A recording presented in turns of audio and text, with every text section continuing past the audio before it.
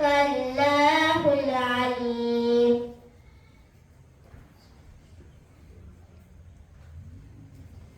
நாங்கள் அல்லாஹ்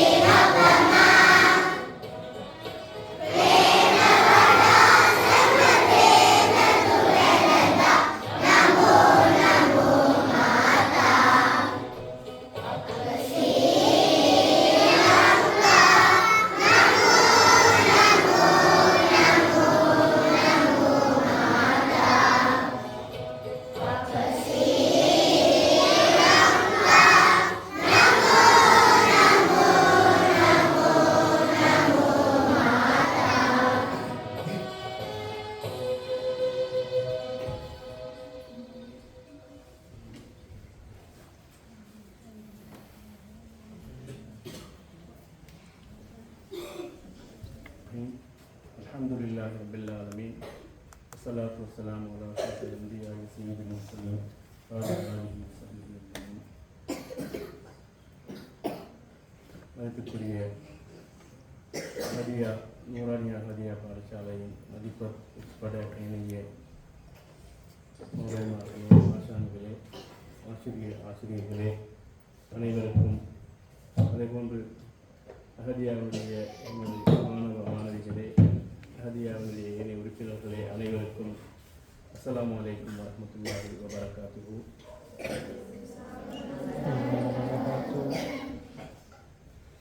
எங்கள் அனைவருக்கும் தெரியும், இன்று ஞாயிற்றுக்கிழமை அஹதியாவுடைய தினம். அதேபோன்று பிப்ரவரி 4ஆம் தேதி இலங்கை நாட்டினுடைய இலங்கைக்கு சுதந்திரம் பெற்ற ஒரு தினம். அந்த வகையிலே நாங்கள் அந்த சுதந்திர தினத்தை எமது அஹதியாவிலும் நாங்கள் கொண்டாட வேண்டும், அதனை ஞாபகப்படுத்த வேண்டும் என்ற அந்த நோக்கிலே தான் இன்று நாங்கள் இந்த உங்களது காலை கூட்டத்திலே நாங்கள் ஒன்று கூடியிருக்கின்றோம்.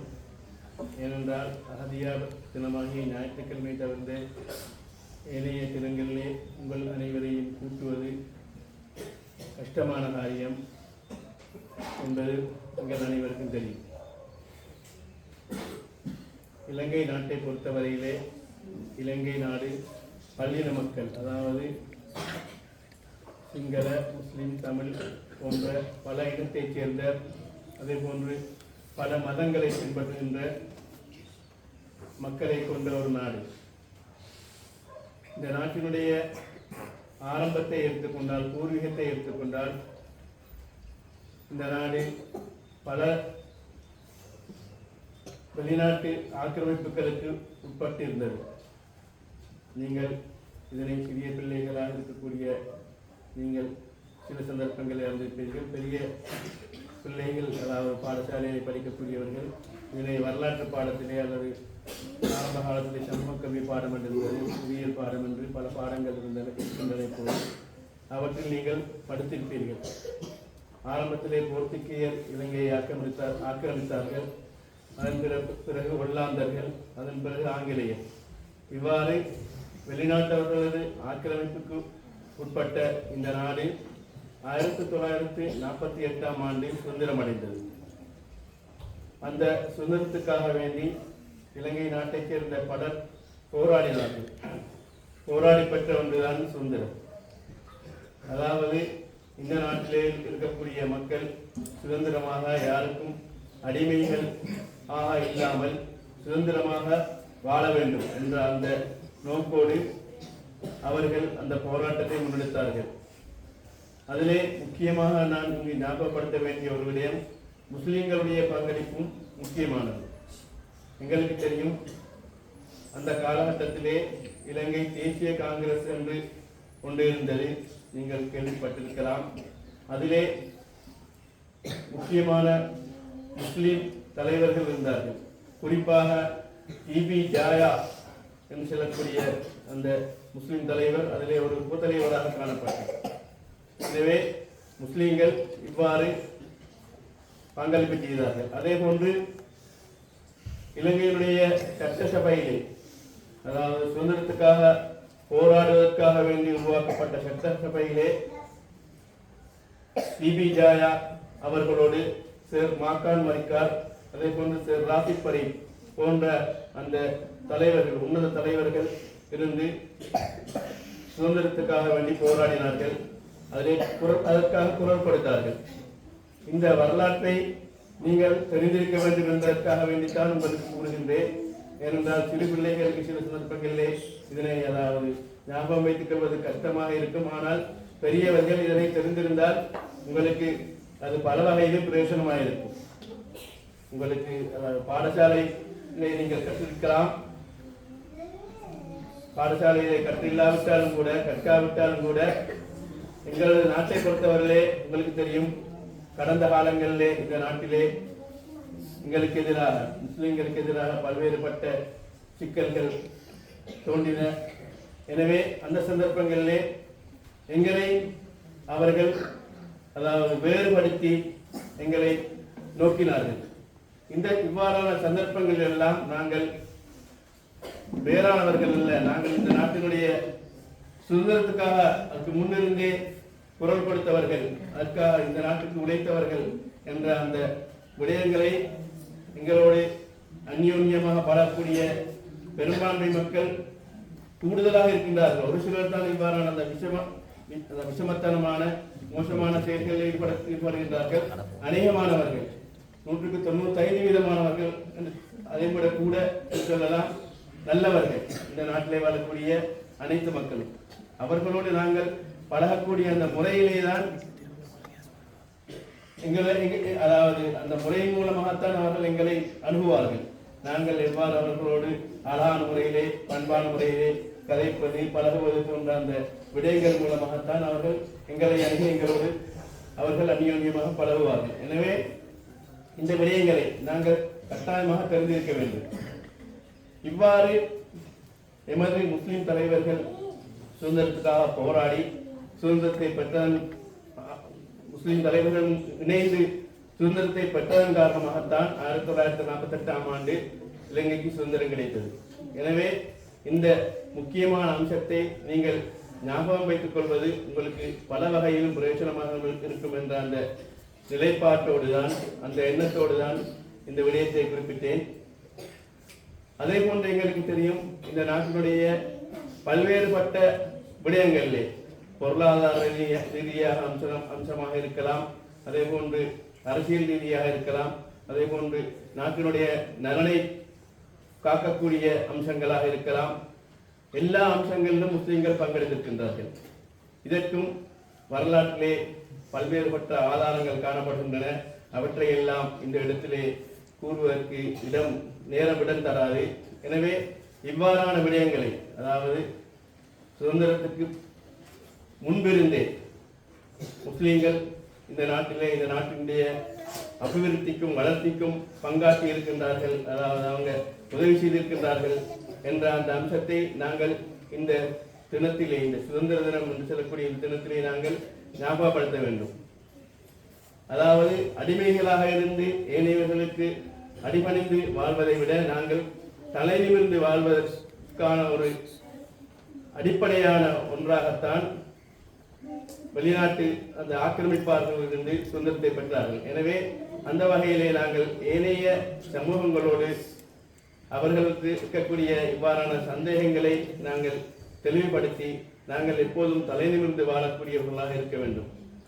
குறிப்பாக இந்த நாட்டினுடைய பொருளாதாரத்துக்கு, அதே போன்று மருத்துவத்துறைக்கு, அதே போன்று பல்வேறுபட்ட துறைகளுக்கும் முஸ்லிம்கள் பங்காற்றி இருக்கின்றார்கள் என்பதை வரலாற்றை நாங்கள் பார்த்தால் அறிந்து கொள்ளலாம்.